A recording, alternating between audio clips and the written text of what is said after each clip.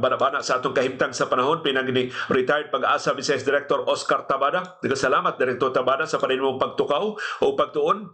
Mato niya localized thunderstorms may moduminar nato dinhi sa Cebu City o sa Cebu Province, ingon man sa Silinga probinsya sa Bohol, ingon man sa ubahin sa Eastern Visayas ug sa tibuok Mindanao. Parehang kahimtang sa panahon nato ang tibok Mindanao. Nakaligkawas na tagikan sa bagyo nga si Basyang, localized thunderstorms na nipuli.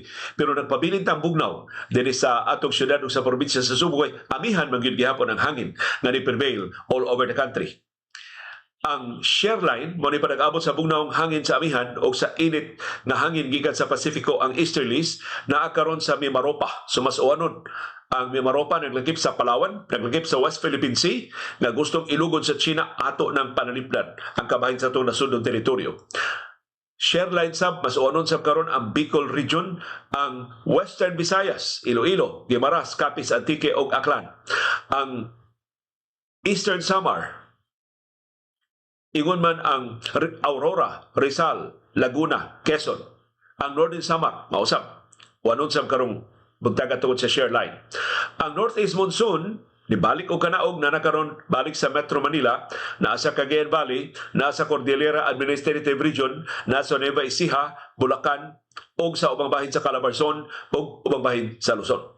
Unsa ato mapaabot nga kahimtang sa panahon dinhi sa syudad ug sa probinsya sa Subo karong adlaw Domingo, Pebrero 8, 2026, matud ni Direktor Tabada makapaabot ta og patak-patak nga pag-uwan karong sa buntag, dayon mapakita ang adlaw later this morning ug unya sa hapon. Mapanganuro na sabta karong gabi. Atong chance of rain karong adlaw 30%. Atong temperatura ubos gihapon 24 to 30 degrees Celsius. Atong heat index taas na hinuon 36 degrees Celsius mabatikan sugod alauna hangtod alas 2 karong hapon. Dunay hinay nga huros sa hangin gikan sa amihanan 10 to 15 kilometers per hour. Mo hinungdan nga slight to moderate atong coastal waters. Unsay mapaabot nato kahimtang sa panahon ugma Lunes, Pebrero 9, 2026 sigon ni retired Pag-asa Vice Director Oscar Tabada. Mopakita ang adlaw sa kayo ugma, pero dunay patak-patak gihapon nga pag-uwan, unya mas katap na ang pag-uwan, dunay pagpanugdog o pamilat ugma sa hapon. Mapanganuro na sab uban ang patak-patak nga pag-uwan ugma sa gabi.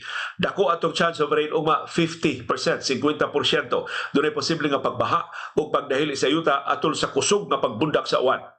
Atong temperatura muus-us ugma tungod tiyari sa uwan 24 to 29 degrees Celsius. Atong heat index muus-us sa bugjutay ngadto sa 34 degrees Celsius mapatigan sugod sa alas 11 sa buntag hangtod alauna ugma sa hapon. Dunay hinay nga huros sa hangin gikan sa north-northeast 10 to 15 kilometers per hour. Mahinungdan nga slight to moderate ang atong coastal waters. Luwas ang gagmay nga mga sakayan, magmatgon lang ta sa atong paglawi.